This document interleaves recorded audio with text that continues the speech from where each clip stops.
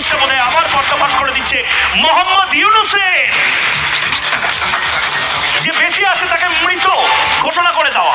শেখ হাসিনার বিরুদ্ধে চক্রান্তের পর্দাফাশ করেছে বাংলাদেশের সংবাদ মাধ্যম।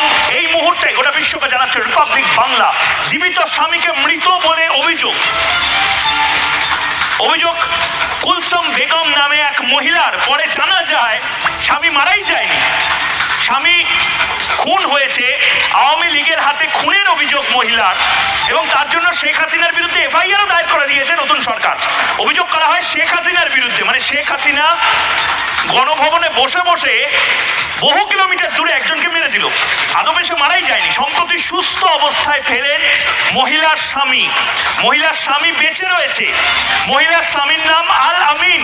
তার যদি প্রতিক্রিয়া, জীবিত অবস্থায় তার প্রতিক্রিয়া যদি শুনতে পারি, একবার পিসিআরকে বলবো শোনাতে। মামলা 3 মাস